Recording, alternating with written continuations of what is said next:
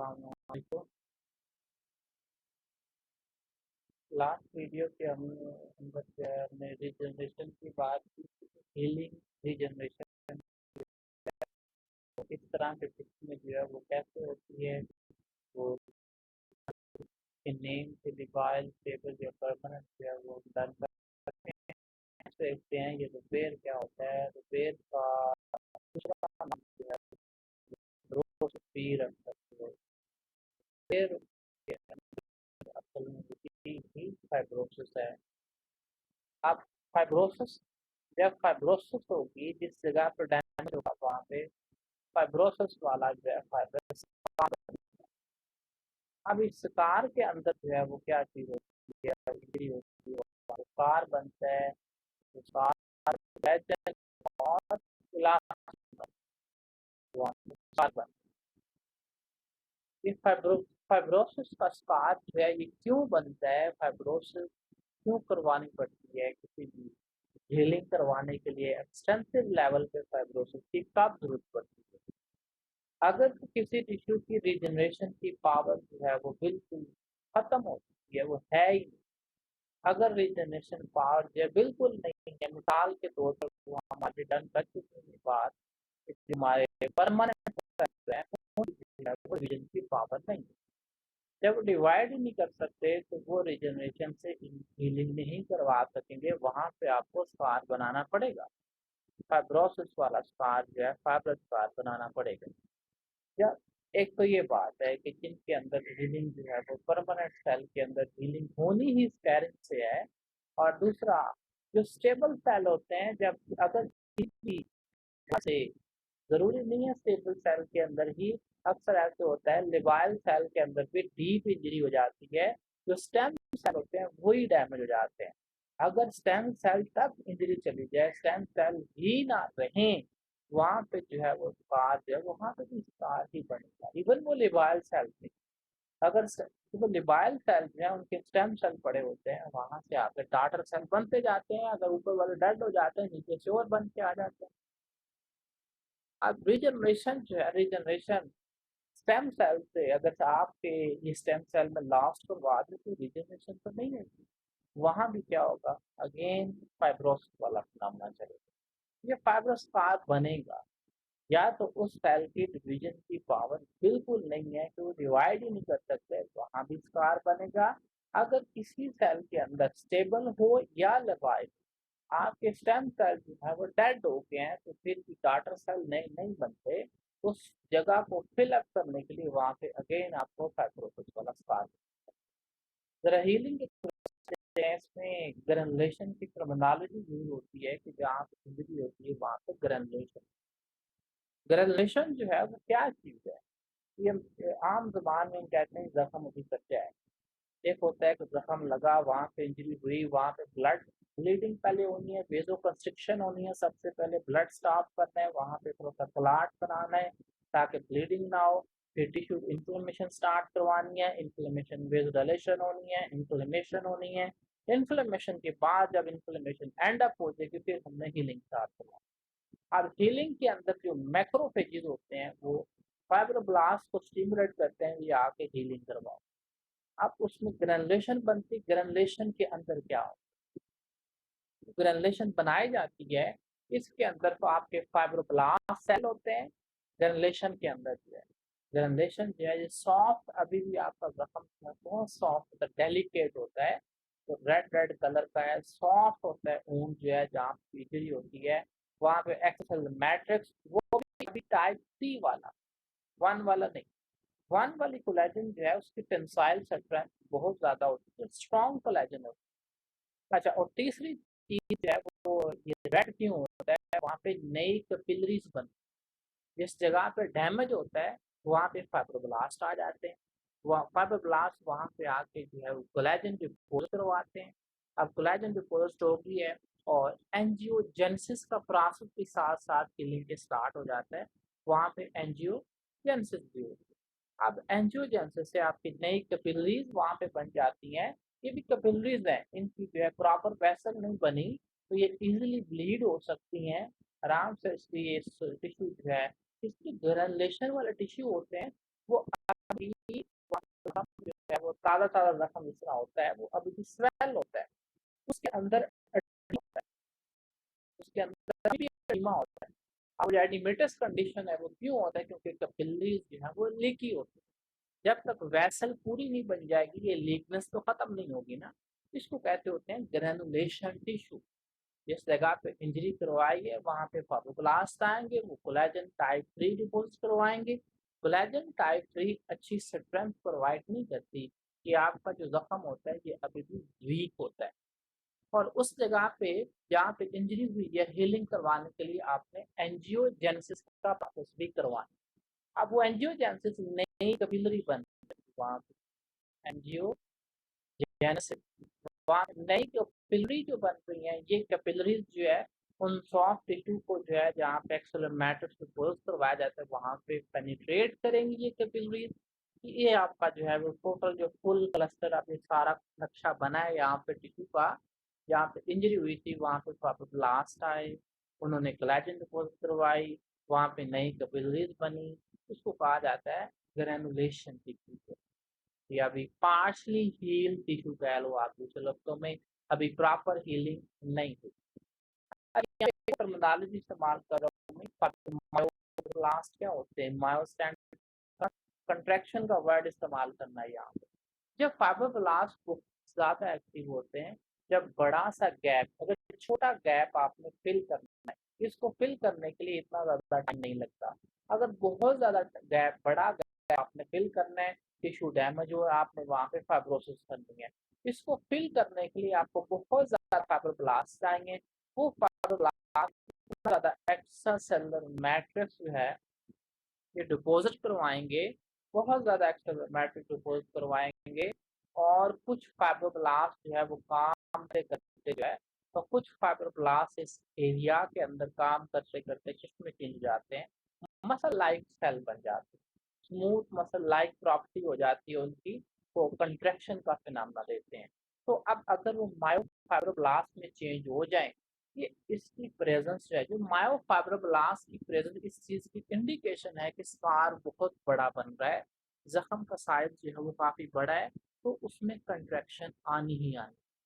ऊन कंट्रैक्शन किसकी वजह से होती है, मायोफाइब्रोब्लास्ट की वजह से, और उसमें अच्छी खासी इलास्टिन डिपोजिट करवाई जाती है, उसकी कंट्रैक्टाइल प्रॉपर्टी। अब आगे नेक्स्ट देखिए जी, इंपॉर्टेंट चीज ग्रेनुलेशन के बाद जो है हमने ऊन को प्रॉपर स्ट्रेंथ देनी। ग्रेनुलेशन में आपने अभी हीलिंग पूरी नहीं करवाई, अभी स्कार नहीं बना, ग्रेनुलेशन में अभी आप कह सकते हो कि ये पार्शियल हीलिंग है। इसके अंदर स्ट्रेंथ जो है वो कोलेजन टाइप 3 की इतनी अच्छी नहीं होती, ऊन जो है बहुत वीक होता है, उसकी टेंसाइल स्ट्रेंथ ऊन की जो है थोड़ा सा, अगर दोबारा से फिर ट्रॉमा हो किसी फ्रेश ऊन पे, दोबारा फिर ब्लीड करना शुरू कर देता है, क्योंकि अभी वो प्रॉपर हीलिंग उसकी नहीं थी। अब आप जब इसको आपने प्रॉपर हीलिंग करवाना है, कंप्लीट हीलिंग करवानी है, कोलेजन को टाइप 1 में चेंज करना है, जब आपका कंप्लीट स्कार बनेगा और इसकी जो स्ट्रेंथ होगी वो बहुत ही ज़्यादा इम्प्रूव हो जाएगी। जो कोलेजन टाइप 1 जो है उसकी टेंसाइल स्ट्रेंथ अगर इसकी प्रेजेंस देखी जाए बोन के अंदर, स्किन के अंदर, ये कोलेजन टाइप 1 है। कोलेजन टाइप 1 जो है आपस में इसका जो इंटरेक्शन होता है वो काफ़ी स्ट्रॉन्ग, कोलेजन टाइप 1। अब इस 3 को 1 में कन्वर्ट करने के लिए आपको एक 4 फैक्टर चाहिए होता है, उसको आप कहते हो जिंक।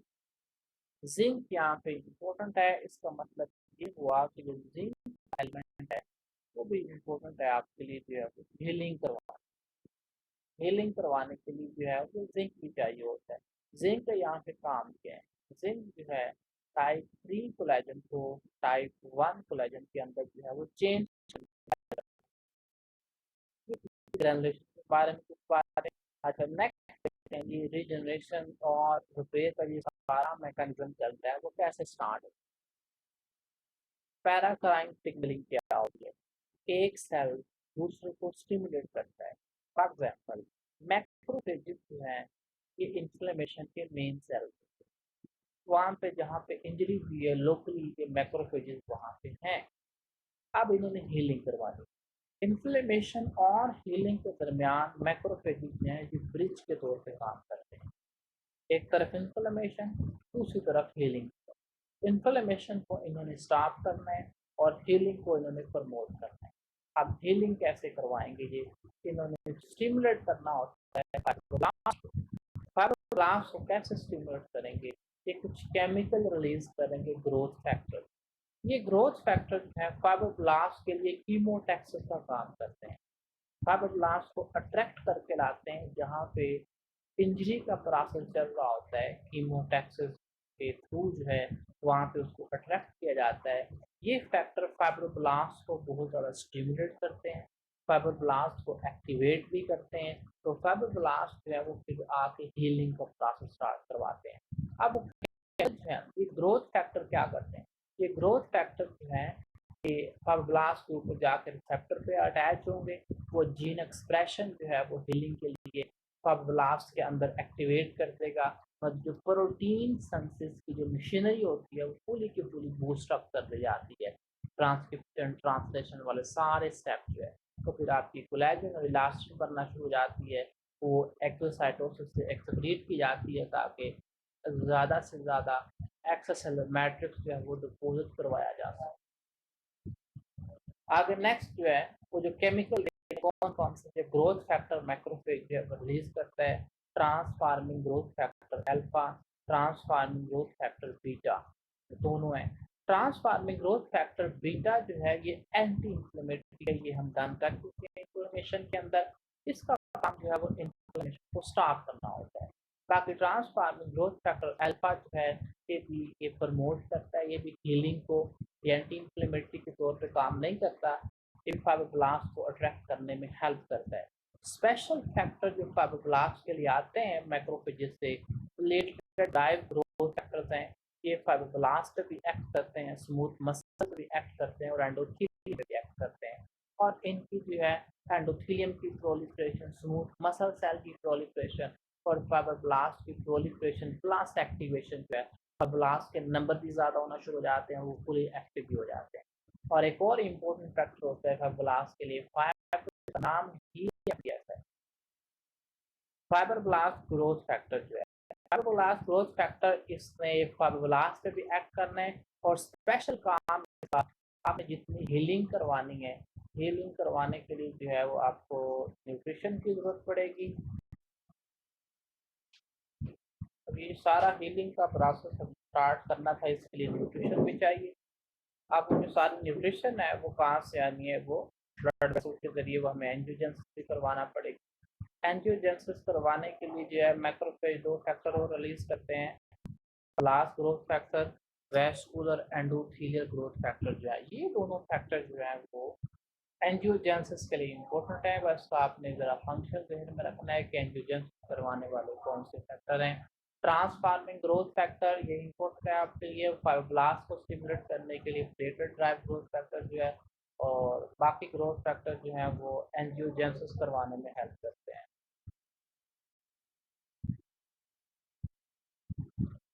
FGF और VEGF जो है ये एंजियोजेनेसिस वाले जो हैं, ये ग्रोथ फैक्टर होते हैं, ये भी इम्पोर्टेंट है, ये भी हमें हील चाहिए। तो ये सारे जो है वो हीलिंग के लिए ये ग्रोथ फैक्टर रिलीज किए जाते हैं। स्पेशली मेजोरिटी जो ग्रोथ फैक्टर हैं वो सारे कौन प्रोड्यूस करता है, मैक्रोफेजेस। इन्होंने फाइब्रोब्लास्ट को भी अट्रैक्ट करवाना होता है और एंजियोजेनेसिस के लिए जो है ग्रोथ फैक्टर जो वो यहाँ से आते हैं। एंजियोजेनेसिस भी साथ साथ चल रही होती है, मतलब न्यूट्रिशन भी जो है वो साथ साथ मिल रही होती है, फाइब्रोब्लास्ट हैं वो भी एक्टिवेट होते हैं। इस तरह ये आपका सारा हीलिंग का प्रोसेस जो है वो चलता है। तो मैक्रोफेजेस ही ये सारा प्रोसेस जो है वो हैंडल करते हैं। टाइप ऑफ हीलिंग जो है, हीलिंग कितने वे से करवाई जाती है, हीलिंग अभी जो हीलिंग का प्रोसेस हमने करवाना है, ये जख्म की नौइयत तरह के जख्म होते हैं। या तो प्राइमरी इंटेंशन से हीलिंग होती है, सेकेंडरी इंटेंशन होती है। इधर दो डिवीजन की होती है। अगर किसी भी ऊन के कोई जख्म आता है, उसकी जो है ऊन की जो एजेस है बहुत जिस कट लग जाता है छुरी का, जब एजेस बहुत शार्प एजेस होते हैं उसके, लेकिन करीब करीब जो है वो एजेस होते हैं उनके दोनों। तो अगर जख्म और बहुत ऊपर से जो है वो सारा क्लीन है, नीट क्लीन जख्म है, मोस्टली सर्जरी वाले होते हैं, इनकी हीलिंग भी जो है प्राइमरी इंटेंशन से करवाई जाती है। प्राइमरी इंटेंशन के अंदर आपने एक्स्ट्रा सेलर मैट्रिक्स ज़्यादा प्रोड्यूस नहीं करवाना, देखे ना ये एजेस बहुत करीब हैं। अगर ये एजेस बहुत करीब हैं, इन एजेस को, इस गैप को फिल करने के लिए आपको ज़्यादा एक्स्ट्रा सेलर मैट्रिक्स की ज़रूरत नहीं पड़ेगी। अगर ऑलरेडी एजेस बहुत करीब हैं तो आपको थोड़ा सा एक्स्ट्रा मैट्रिक्स चाहिए, तो आप जो है इजीली जो है वो हीलिंग करवा सकते हो। तो इसके अंदर क्योंकि एजेस बहुत करीब होते हैं, हीलिंग जल्दी हो जाती है, ज़्यादा एक्स्ट्रा मैट्रिक्स जो है वो भी डिपोजिट नहीं होता, तो इसमें तो कंट्रैक्शन का चांस जो है वो नहीं होता। खून जो है इसका स्कार का कंट्रैक्टेड स्कार नहीं बनता, नॉर्मल प्रॉपर हीलिंग होती है, दोनों एजेस इनके आराम से जुड़ जाते हैं। उसमें इवन स्कार मार्क जो है वो बहुत छोटा सा बनता है, स्कार मार्क जो है वो थोड़ा सा बनता है। अगर नेक्स्ट है सेकेंडरी हीलिंग जो है वो किन जख्मों की होती है। अक्सर होता है कि रोड ट्रैफिक एक्सीडेंट के अंदर जो है बड़े बड़े स्किन ऊपर से उतर जाती है, और जो एजेस जो हैं, एक तो एजेस बहुत इतना बड़ा जख्म बना हुआ है, और इतना बड़ा जख्म है, और एजेस जो हैं वो भी दूर दूर एजेस है, स्किन ऊपर से सारी उतर गई है। अब इसकी हीलिंग कैसे होनी, इतना बड़ा डिफेक्ट आपने कैसे फिल करना है, सारे का सारा आपने एक्सेल मैट्रिक्स जो है वो डिपोज करवाना है। अब एक्सेल मैट्रिक्स डिपोज करवाएंगे तो ये सारी की सारी जो फिलिंग है, इतना ज़्यादा एक्सेल मैट्रिक्स डिपोज करना पड़ेगा कि इसके अंदर जो है वो अब जो बहुत ही ज़्यादा फाइब्रोब्लास्ट एक्टिवेट होने पड़ेंगे। आपको एक्स्ट्रा सेलुलर मैट्रिक्स जो है पहले इसको ग्रेनुलेशन फिल करना पड़ता है, उसके बाद में बहुत ज़्यादा एक्सेल मैट्रिक्स जो है वो करवाना पड़ता है। तो आपके जो फाइब्रोब्लास्ट हैं वो क्या बन जाते हैं, मायोफाइब्रोब्लास्ट बन जाते हैं। तो इस तरह की जो सेकेंडरी इंटेंशन से हीलिंग किया जाता है उसमें मायोफाइब्रोब्लास्ट हैं वो भी होते हैं, और मायोफाइब्रोब्लास्ट हैं वो क्या करवाते हैं, खून की जो है वो कंट्रैक्ट लाजमी करवाते हैं। उसमें ऊन की कंट्रैक्शन भी होती है, जो जख्म बड़े होते हैं या फिर क्लीन नहीं होते, और ये अच्छी प्रॉपरली जो है वो क्लोज होते, मतलब इनके एजेस भी हैं वो क्लोज नहीं होते, तो इनकी हीलिंग जो है वो सेकेंडरी इंटेंशन से दो तरीके की हीलिंग करवाएंगे। एक प्राइमरी इंटेंशन से हीलिंग, अगर नीट क्लीन जख्म है, एजेस भी करीब हैं, तो प्राइमरी इंटेंशन से हीलिंग होगी। अगर जो है वो एजेस जख्म बहुत बड़ा है, एजेस हैं वो भी दूर दूर हैं, एजेस भी दूर दूर हैं, जख्म भी बड़ा है, तो इस तरह की हीलिंग जो है वो सेकेंडरी इंटेंशन करवाई जाती है। नेक्स्ट कहते हैं ये कि हीलिंग में इतना ज़्यादा क्यों लगता है, डिलेड हीलिंग के क्या फैक्टर है। हीलिंग करवानी है, जख्म लगा हुआ है या ऑपरेशन हुआ है, अब वो जख्म भरना कैसे है, इंजरी के बाद जख्म भरेगा कैसे, हमारी न्यूट्रिशन बहुत इंपॉर्टेंट है उस चीज़ के लिए। अगर पेशेंट जो है वो पेशेंट को आ जाए तो सूप दिया जाता है, खाने को जो है वो छोटा बड़ा गोश्त खाए, कीमा खाए, चिकन खाए, फिश खाए, तो इस तरह के उसको प्रोटीन के कंटेंट जो है वो ज़्यादा करने होते हैं। हमने हीलिंग करवानी है, एक्स्ट्रा मैट्रिक्स बनाना है, अगर प्रोटीन के कंटेंट थोड़े होंगे उसकी डाइट में तो हीलिंग पे थोड़ा सा असर पड़ेगा डाइट का। और उसकी डाइट के अंदर इम्पोर्टेंट चीज़ जो हमारे लिए वाइटामिन है या जिंक है, और तीसरी चीज़ कॉपर है। ये तीनों चीज़ें ये भी आपके न्यूट्रिशन के अंदर अगर नहीं आ रही, तो कॉपर, जिंक, तो विटामिन सी की डेफिशिएंसी हो, या जिंक आपकी बॉडी में है या कॉपर नहीं है, तो इसकी वजह से जो है वो हीलिंग डिले हो जाती है। अब कॉपर और जिंक का क्या, जिंक का क्या रोल है हीलिंग के अंदर, यहाँ पर बता चुका हूँ। तो इसमें जख्म को जो है जो स्ट्रेंथ प्रोवाइड करनी होती है, टाइप 3 कोलेजन को टाइप 1 में चेंज बनाता है। तो हीलिंग अगर ये जिंक डेफिशिएंसी है किसी में, तभी आपकी टाइप 3 कोलेजन 1 में कन्वर्ट नहीं हो रही, तो आपका जो जख्म होगा वो इतना वो शॉर्ट शॉर्ट रहेगा, उस पर टेंसाइल जो स्ट्रेंथ होगी तो स्ट्रेंथ इतनी अच्छी नहीं होगी। ये डिफरेंस होता है जिंक की डेफिशिएंसी की वजह से हीलिंग में, और हीलिंग को और ज़्यादा टाइम लगता है। तो जख्म जो है वो पक्का नहीं होता, वो कच्चा कच्चा रहेगा, उसमें टाइप 3 कोलेजन है, टाइप 1 में कन्वर्ट होनी चाहिए थी जो नहीं, तो ग्रेनुलेशन वाली पिक्चर यूज की रहती है, सही से स्कार नहीं बनता।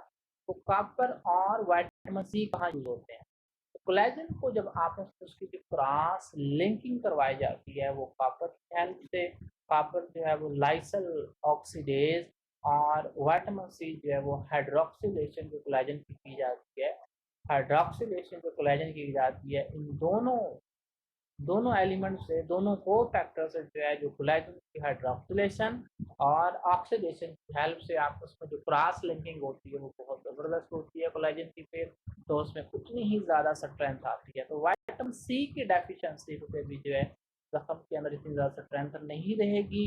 तो विटामिन सी की डेफिशिएंसी भी अच्छी बात नहीं है वुंड हीलिंग के लिए। तो ये भी हमें इनको न्यूट्रिएंट चाहिए होता है हीलिंग करवाने के लिए। कि इसकी न्यूट्रिशन की डेफिशिएंसी की वजह से जो है वो आपका ज़ख्म है वो उतना ही देर से जो है वो फिलअप होगा, उसकी हीलिंग उतना टाइम ज़्यादा नहीं। इन्फेक्शन, अब ये एमसीक्यू वेरी मोस्ट जो डिलेड हीलिंग है वो आपकी इन्फेक्शन है। अगर ज़ख्म को जो आपने साफ से नहीं रखा है, वो इन्फेक्टेड हो गया, इन्फेक्टेड होने से क्या होता है, अगेन बैक्टीरिया आते हैं, फिर न्यूट्रोफिल आते हैं। जितनी हीलिंग करवाई है, न्यूट्रोफिल ने आके एक्टिव होने हैं, उन्होंने एंजाइम रिलीज करने हैं। इतनी ज़्यादा आपने अभी हीलिंग करवाई है, जिस जगह पे इंजरी हुई, न्यूट्रोफिल वहाँ पे आएंगे। न्यूट्रोफिल ने एंजाइम रिलीज करके जितना एक्स्ट्रा सेलुलर मैट्रिक्स डिपॉजिट करवाया होगा वो सारा फिर डाइजेस्ट हो जाएगा। तो फ़ायदा क्या हुआ हीलिंग करवाने का। तो इन्फेक्शन जो है, इस आप जख्म की चाहते हो कि प्रॉपर हीलिंग हो, तो उसको सफाई सुथराई उसकी जो है बहुत ज़रूरी होती है। प्रॉपर ड्रेसिंग होनी चाहिए और उस जख्म को जो है प्रॉपर क्लीन करना होता है एंटीसेप्टिक मटेरियल के साथ जो है।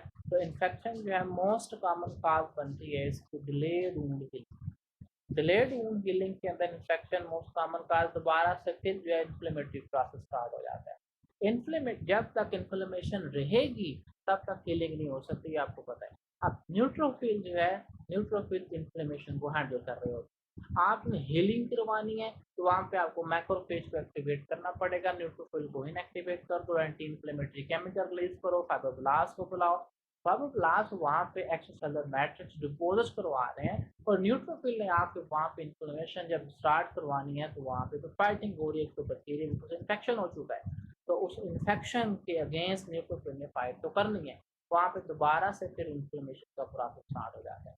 अब इन्फ्लेमेशन का प्रोसेस स्टार्ट हो जाएगा, हीलिंग आपकी दोबारा से फिर डिलेड हो जाएगी। तो इन्फेक्शन जो है मोस्ट कॉमन काज है। अगर इसको, अब बड़े बड़े जो ऊन होते हैं, छोटे ऊन पे छोटी स्टिक लगा दी जाती है, छोटी सी पट्टी कर दें, ठीक हो जाते हैं। कुछ ऊन जो है थोड़े से बड़े होते हैं, उन पे स्टिच लगाना पड़ते हैं। स्टिच क्यों लगाए जाते हैं? स्टिच लगाने से जो बड़े बड़े ऊन होते हैं इनको आपस में जो है वो स्टिच क्यों लगाया जाता है? स्टिच इसलिए लगाया जाता है इनके एजिस को करीब किया जाए। एजिस करीब हो जाएंगे तो आराम से प्राइमरी इंटेंशन से हीलिंग हो जाएगी। अच्छा, अगर ये जख्म जो है वो दोबारा कहते हैं खुल जाता है कभी कभी जख्म, तो ऊन डेहिसेंस जो है, स्पेशली पेट की सर्जरी होती है, थोड़ी सी कफ आई या कॉन्स्टिपेशन है, एब्डोमेन जो है उसमें प्रेशर ज़्यादा होता है, एब्डोमिनल मसल जो है फिर स्ट्रेच रिलैक्स होते हैं, तो जो पेट के जो जख्म होते हैं ऊपर स्किन के ऊपर, पेट के बेली के ऊपर जो है वो दोबारा अक्सर जो है वो ओपन भी हो जाते हैं। कफ जो है, इसलिए कफ वगैरह अवॉइड करवाए जाते हैं जिनका जो है वो लेप्रोटमी हुई हो, कोई लिवर सर्जरी हुई हो, तो ताकि जख्म जो है वो उसके एजिस जो है वो दोबारा जो है वो दोबारा ओपन ना हो जाए, उनका खुल ना जाए। डेहिसेंस का मतलब होता है separation of edges. Dehiscence of wound, ये भी एक काज बनती है। अगर जख्म दोबारा ओपन हो गया, ओहो, एजिस जो है वो अप्रोक्सीमेट थे, एजिस थोड़े से दूर हो गए हैं, अब दोबारा से फिर नए तरीके से फिर से हीलिंग स्टार्ट हो जाएगी। तो हीलिंग आपकी फिर क्या हो जाएगी, डिलेड हीलिंग। ये थी कुछ काजेज डिलेड हीलिंग की। न्यूट्रिशन सप्लीमेंट क्यों दिए जाते हैं हीलिंग, वो आपको मैंने एक्सप्लेन किया। स्पेशली कॉपर, जिंक और विटामिन सी बहुत इंपॉर्टेंट हैं हीलिंग करवाने के लिए। और इसके अलावा जो है एडिशन जो है प्रोटीन लाजमी देनी चाहिए। प्रोटीन की सारी चीज़ें वो भी बहुत इंपॉर्टेंट हैं, कोई हमको हील करनी, हर चीज़ बननी ही प्रोटीन से है। कोलेजन इलास्टिन बनना ही माइनो एसिड। नेक्स्ट आते हैं ये नॉर्मल हीलिंग।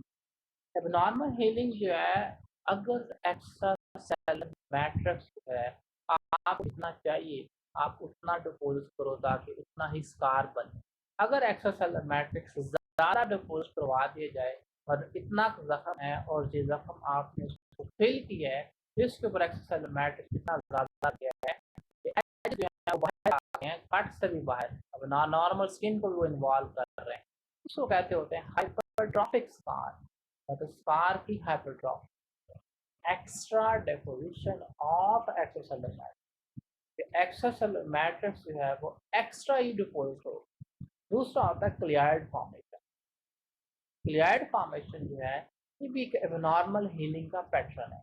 इसके अंदर क्लियर्ड फॉर्मेशन जो है ये मोस्टली स्टर्नम पे, ये अफ्रीकन में बहुत कॉमन है। क्लियर्ड फॉर्मेशन जो है वो कान बनवाते हैं ना, ईयर प्रिक करवाते हैं, अफ्रीकन जो है उनमें अक्सर होता है कि वो इतना बड़ा मैस ये लोड के साथ बन जाता है, या स्टर्नम के ऊपर ये बार बार बनता है, जख्म होता है।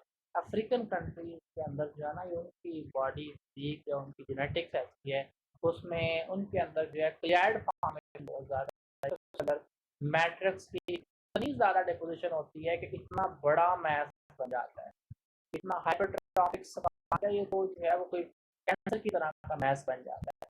उसको कहते हैं क्लियर्ड फॉर्मेशन। तो लोकेशन याद रखते हैं जी, ये जी ईयर जो है, ईयर की लोब, और दूसरा स्टर्नम जो है, ये दो एरिया कॉमन है जहाँ क्लियर्ड फॉर्मेशन जो है वो कॉमन होती है। कुछ एबनॉर्मल स्कार होते हैं एक्स्ट्रा, ये कहलाती है एबनॉर्मल हीलिंग।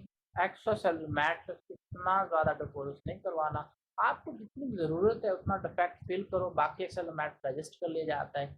अब वहाँ पे एक्स्ट्रा सेलुलर मैट्रिक्स इतना ज़्यादा डिपोजिट करवा दिया जाता है कि शेप जो है उस रूम की टोटली ख़राब हो जाती है। अगर एजिस से थोड़ा सा वो बड़ा हुआ हो उसको हाइपरट्रॉफिक स्कार कहते हैं, और थोड़ा सा एजिस एजिस जो है वो उसके बाहर आ गए। अगर तो बहुत ही ज़्यादा बढ़ गया हो, एजेस जो हैं वो इतने ही ज़्यादा बाहर निकल गए हैं, उसको बहुत ज़्यादा मैस बन गई, इसको कहते हैं क्लियर्ड। ये है जी आपकी क्लियर्ड फॉर्मेशन, ये होती है जो नॉर्मल हीलिंग। ये नेक्स्ट सेक्शन के हम अंदर जो है न्यू प्लेज स्टार्ट करवाएंगे, ये हमारा हीलिंग वाला सेक्शन।